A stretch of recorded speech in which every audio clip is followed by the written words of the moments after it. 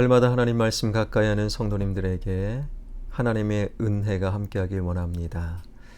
오늘 하나님께 주신 말씀은 누가복음 8장 4절에서 15절까지 말씀입니다.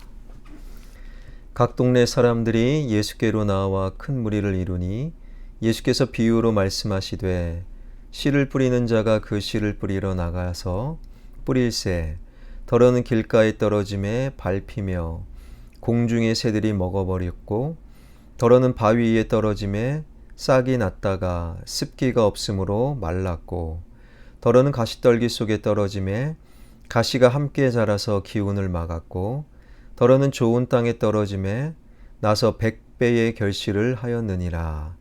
이 말씀을 하시고 외치시되 들을 귀 있는 자는 들을지어다.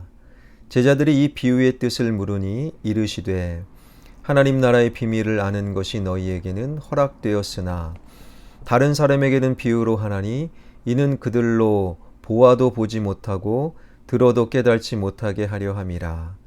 이 비유는 이러하니라. 씨는 하나님의 말씀이요 길가에 있다라는 것은 말씀을 들은 자니 이에 마귀가 가서 그들이 믿어 구원을 얻지 못하게 하려고 그 말씀을 그 마음에서 빼앗는 것이요 바위 위에 있다는 것은 말씀을 들을 때에 기쁨으로 받으나 뿌리가 없어 잠깐 믿다가 시련을 당할 때에 배반하는 자요 가시떨기에 떨어졌다라는 것은 말씀을 들은 자이나 지내는 중 이생의 염려와 재물과 향락의 기운이 막혀 온전히 결실하지 못하는 자요 좋은 땅에 있다라는 것은 착하고 좋은 마음으로 말씀을 듣고 지키어 인내로 결신하는 자니라. 아멘. 우리가 오늘 읽었던 본문을 가리켜 흔히 씨 뿌리는 비유다라고 부르지요. 이 씨 뿌리는 비유에는 세 가지 중요한 요소가 있는데 하나는 씨, 하나는 밭, 그리고 열매입니다. 여기서 네 가지 밭에 떨어진 씨는 모두 똑같은 씨입니다. 어떤 것이 좋고 어떤 것이 나쁜 다른 씨가 아니라 똑같은 씨. 그런데 어느 밭에서는 누가복음에는 100배, 마태와 마가복음에서는 30배, 60배, 100배라고 구분지으며 어떤 밭에는 열매가 많이 맺고 그러나 똑같은 씨임에도 불구하고 어떤 밭에는 열매가 하나도 없음을 성경은 우리에게 말씀하고 있어요. 바로 여기에 중요한 한 가지 포인트가 있죠. 씨, 오늘 본문 11절에 의하면 씨는 하나님의 말씀이다. 즉 씨, 하나님의 말씀은 똑같아요. 어떤 문제가 말씀에 있지 않다라는 거예요. 문제는 열매를 맺고 못 맺고 하는 기준은 바로 말씀을 받는 씨를 받는 성도들의 마음밭이 문제라는 거예요. 오늘 본문에 보게 되면 네 가지 마음밭이 나옵니다. 먼저는 길가죠. 길가와 같은 마음밭은 교회 밖의 사람을 말하는 것이 아닙니다. 교회 안에 있는 사람, 그래서 하나님의 말씀을 들을 수 있는 사람, 적어도 이들은 하나님의 말씀을 일주일에 한 번은 꼭 듣는 사람들이 아닐까요? 그런데 그들의 마음밭은 길가라는 거예요. 당시 길가는 밭과 밭 사이의 길을 의미합니다. 이 길로 농부들이 다니지요. 그리고 행인들이, 마을 사람들이 지나갑니다. 여행객들이 지나다니는 거예요. 그러니 이 길가는요, 사람들이 지나면 지날수록 단단해지고 굉장히 반질반질, 굉장히 굳은 땅이 되어버리지요. 여기에 씨가 떨어진다. 그 씨는요, 뿌리 박을 틈도 없이 새가 와서 그 씨를 물어가 버린다라는 거예요. 그래서 오늘 본문 5절은 이렇게 말씀하고 있습니다. 씨를 뿌리는 자가 그 씨를 뿌리러 나가서 뿌릴새 덜어는 길가에 떨어짐에 밟히며 공중의 새들이 다 먹어버렸습니다. 그러니까 오른쪽 귀로 들었다가 말씀은 들었어요. 교회 예배당을 나가면서 왼쪽 귀로 그 말씀이 다 내 영혼 가운데서 떠나가는 것, 이것이 바로 길가와 같은 마음밭 신앙이라는 거예요. 이 말씀을 우리 주님께서는 직접 이렇게 해석하시는데 12절을 보니 길가에 있다라는 것은 말씀을 들은 자니 이에 마귀가 가서 그들이 믿어 구원을 얻지 못하게 하려고 말씀을 그 마음에서 빼앗는 것이요. 그러니까 말씀은 들었어요. 말씀을 그냥 예배당에 듣는다고, 정기적으로 듣는다고 구원받는 것은 아니라는 거예요. 그 말씀이 내 영혼에 뿌리를 내리고 열매를 맺어야 되는데 말씀을 듣자마자 마귀가, 사탄이 그 마음밭에서 말씀을 빼앗아 가버린다. 창세기 3장에 의하면 사탄 마귀는요, 속삭이며 하나님 말씀을 왜곡하는 존재입니다. 그러니 세상의 소리 그리고 마귀의 속삭임에 주님의 말씀이 그냥 사라지는 거예요. 주님의 말씀으로 세상의 소음과 사탄의 속삭임을 이겨야 되는데 그 반대의 삶을 살아가는 그러한 사람들을 가리켜 당신은 길가 신앙입니다 라고 성경은 부르고 있는 것이지요. 두 번째는 바위 위다 라고 말씀하세요. 바위 위는 깊이가 없기에 진정으로 뿌리를 내릴지 못하는 것이지요. 길가에 뿌려진 그 씨앗은 그냥 새가 물어갑니다. 바위 위에 뿌려졌습니다. 새가 물어가진 않지만 뿌리를 도저히 내릴 수 없는 바위 위 마음밭. 예수님은 친히 이렇게 해석하시지요. 13절에 보니 바위 위에 있다라는 것은 말씀을 들을 때에 기쁨으로 받으나 뿌리가 없어 잠깐 믿다가 시련을 당할 때에 배반하는 자요. 그러니까 세상의 소음, 사탄의 속삭임은 겨우 넘어갔어요. 그런데 마음밭이 바위입니다. 딱딱합니다. 말씀을 들을 때 그 순간은 아멘도 하고 때로는 감사하기도 하고 은혜 받기도 하고 어떤 경우는 간증도 합니다. 오늘 말씀 너무 좋았어. 기뻐합니다. 그리고 회개하기도 합니다. 그런데 재미난 것은 이 바위 위 교인들은 어느 날 갑자기 휙 없어지는 거예요. 바람과 함께 나타났다가 바람과 함께 사라집니다. 왜 사라졌는가 나중에 살펴보니 교회에서 예배드리다 누구와 싸웠답니다. 그 인간 꼴 보기 싫어 교회 안 다닌다라는 거예요. 또 어떤 분들은 교회에서 우리 집, 우리 가게 물건을 쓰다가 다른 가게 물건을 쓴다. 그래서 상처 입었다라는 거예요. 그래서 교회를 떠납니다. 어떤 분은 교회에 이런 불편함이 있고 엘리베이터가 없고 카페가 없고 주차장이 작아서 이런 모든 이유를 갖고 있는 성도들이 바로 바위 위 신앙이라는 거예요. 시편 1편 4편은 이러한 신앙인들을 향하여 이렇게 설명하고 있습니다. 바람에 흩날리는 겨와 같도다. 그러니 말씀을 들을 때 아멘도 합니다. 기뻐합니다. 회개합니다. 그러나 월요일부터 토요일까지 말씀과는 상관없이 살면서 휙 그 말씀과 점점 멀어지는 신앙. 세 번째는 가시떨기 신앙이다라고 말씀하세요. 이는 세속적인 그리스도인들을 대표합니다. 이들은요, 세상의 것이 너무 좋아요.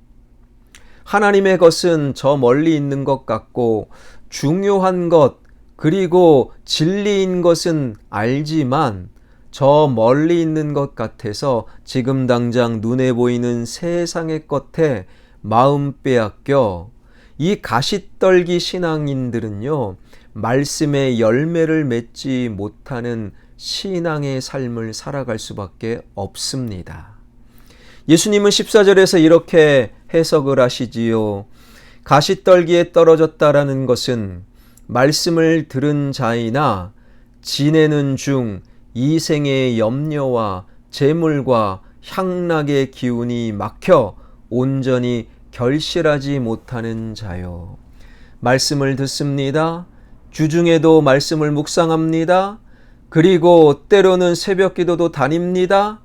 그런데 열매를 맺지 못하는 이 땅의 염려와 이 땅의 좋은 것에 마음을 빼앗겨 열매를 맺지 못하는 신앙인들을 가리켜 가시떨기 신앙이다라고 부르는 거예요. 특별히 자본주의 사회에서 우리 말씀의 열매를 결실하지 못하게 하는 가장 큰 이유 중에 하나가 바로 돈입니다. 돈을 가리켜 맘몬이라고 불리우는데, 그래서 돈을 최우선적으로 삼는 물질주의를 맘모니즘이라고 부르지요. 이 맘몬이라는 뜻은 나는 믿는다라는 단어에서 왔어요. 그러니까 하나님을 믿을 때 돈이 필요 없습니다, 그런 의미가 아니에요. 돈은 필요합니다. 그러나 돈은 믿음의 대상이 되면 안 된다라는 거예요. 돈을 믿음의 대상으로 삼을 때 그는 돈을 쫓아다니다 보니, 그리고 더 소유를 늘리다 보니, 돈이 없으면 염려하다 보니 말씀의 열매를 맺지 못하는 가시떨기 삶을, 신앙을 살 수밖에 없는 이 시대의 대부분 한국의 성도들. 그런데 말씀은요, 길가와 바위 위 가시떨기 마음밭뿐만 아니라 좋은 땅이 있음을 성경은 말씀하고 계셔요. 15절에서 예수님은 이렇게 설명하고 계십니다. 좋은 땅에 있다는 것은 착하고 좋은 마음으로 말씀을 듣고 지키어 열매로 결실하는 자니라. 사실 예배당에서 말씀을 듣는 분들이 착하고 좋은 마음을 대부분 가지고 계실 거예요. 그런데 누구는 좋은 땅이 되고 누구는 좋은 땅이 못 되는가? 주님은 이렇게 말씀하십니다. 지키어 인내로 결실한다. 지키어라는 단어가 중요해요. 내가 들은 말씀을 지키는가 안 지키는가? 들은 말씀을 지키는 그 마음밭이 좋은 땅이 될 수 있다라는 거예요. 처음부터 누구는 좋은 땅, 누구는 길가, 가시떨기, 바위 위 결정된 것이 아니에요. 그리고 그 신앙의 연륜에 따라 길가에서 바위 위, 바위 위에서 가시떨기, 그리고 신앙생활 한 30년에야 좋은 땅이 된다? 이것도 아니에요. 그냥 들은 말씀을 지키려고 이 말씀 붙들고 월요일부터 토요일 살아내려고 노력하는 자는 바로 좋은 땅이다. 주님께서 말씀하세요. 내가 말씀을 듣고 세상에 월요일부터 토요일까지 더 많은 시간을 세상에서 살면서도, 세상의 소음을 들으면서도, 내 마음 세상에서 흔들리고 고민하면서도 말씀을 지키려는 자, 그 신앙이 바로 좋은 땅 신앙이라는 거예요. 하나님의 말씀을 내 마음 속에 뿌리 박으려고, 내 마음 원래 딱딱합니다. 그런데 뿌리 박으려고 노력하고 애쓰는 말씀을 지키며 살아가는 자, 그분이 바로 좋은 땅인 거예요. 돈이 얼마나 좋습니까? 돈이 필요합니다. 돈은 많으면 많을수록 좋지요. 어떻게 버느냐, 어떻게 쓰느냐가 문제이죠. 돈은 필요합니다. 그런데 돈보다 더 중요한 하나님 말씀을 지키는 자, 그분이 바로 좋은 땅이라는 거예요. 말씀을 지키려고 애쓰는 자, 시간의 흐름에 따라 인내의 결실, 말씀의 열매를 우리 삶 가운데, 일터와 가정 가운데 맺을 수 있다라는 거예요. 예수전도단의 오대원 선교사님의 이야기입니다. 그분이 한 번은 미국에 중학교 한 2학년 해당되는 청소년들을 데리고 여름 수련회를 진행하면서 일주일 동안의 뉴욕시 할렘가에서 노방전도를 했어요. 이 사실을 알게 된 일단의 어머니들이 그 오대원 선교사님에게 찾아와 막 따지는 거예요.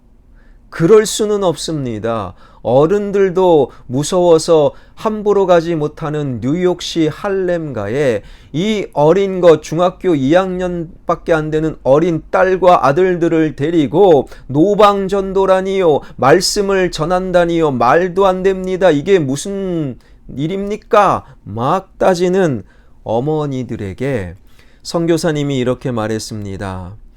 자녀들에게 방학 동안 제일 위험한 곳이 어디인지 아십니까? 가만히 누워 콜라를 마시며 TV를 보는 자리입니다. 그 자리가 사탄이 마음대로 역사하는 자리입니다. 거기서 대부분의 아이들이 유혹을 받고 타락하고 넘어지고 신앙을 떠납니다. 그렇지만 하나님의 말씀이 있고 말씀 붙들고 기도하고 그 말씀을 전한다면 그곳이 할렘가이든 그곳이 어디든 그곳은 가장 안전하며 하나님의 역사와 능력이 드러나는 자리입니다. 여러분, 주님의 말씀과 함께 있는 곳이 가장 안전하며 그 말씀을 붙들고 지키려고 노력하는 그 영혼 가운데 하나님의 역사가 일어난다라는 그 사실, 우리는 잊지 말아야 합니다.